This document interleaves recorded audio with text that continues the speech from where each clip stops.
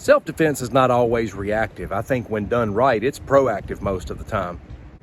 And you know, there's something out there that's very avoidable that has gotten a lot of people hurt and even killed, and that thing is road rage.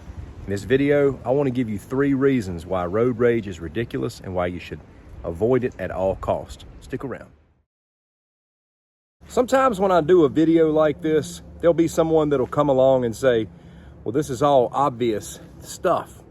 Well, no, it's not, because if it was, there wouldn't be so much of it happening. Not too long ago, right up the road from me, there was a road rage situation where 2 guys ended up in the parking lot of a gas station, and the other one pulled out his gun, shot him dead. The truth is, all of us get indignant from time to time out on the road. We get impatient. Some of us may just be in a bad mood. We might be tired. We might be in a rush. It's very easy to choose to give in to the emotions that lead to road rage, but we simply should not.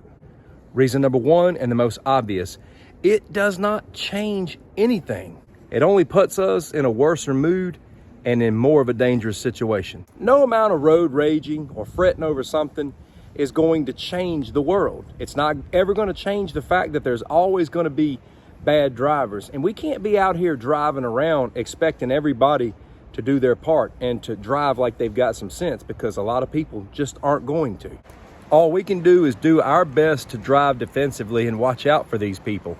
Besides, nobody's going to accept our chastening or our correction or our screaming at them or flipping them off or blowing the horn with any kind of positivity. It's only going to lead to a bad place, especially if you mess with the wrong person, which leads to my next point. Point is, we do not know who we are up against. I saw a video of a guy recently just yelling at this dude through his window, talking all kinds of smack to him in traffic. Little did he know, this guy was a mammoth of a man. The guy gets tired of listening to the guy's mouth, and then he gets out of his vehicle, and he is a monster. He's like twice the size of the guy who was heckling him and yelling at him. And it's amazing how quick everything changed when that guy saw who he was really dealing with. I'm going to drop a link in the comments from a movie scene that I saw years ago. I found it super disturbing because it didn't seem far-fetched, especially if you're dealing with someone who is completely unhinged. We get this sense of righteous indignation, like we think it's okay to tell somebody or show somebody else what we think, but it's really not worth it. They're not going to receive it positive, and again, it could lead you to a very bad place. At least boxers and MMA guys get to study their opponent to know who they're climbing in the ring with. In road rage, you have no clue. He could be a giant human being. He could be a psychopath. It could be somebody with a firearm right in the front seat, just waiting for somebody to say something to them. I'm telling you, it's not that big a deal. Just let it go. Let it go. Number 3, you're probably going to have a difficult time proving that it was self-defense if you really hurt this person. If I'm the judge, I want to know what was so serious that you had to get out of your car and get into it with this person. And even if you don't get into a fight with them, who's to say that they're not going to get angry at what you did and follow you, wait for you to get out of your car and shoot you or do something else? Because that's exactly what happened right up the road from me. My friend, I'm here to tell you, a lot of the fights that go on out in this world were very much avoidable.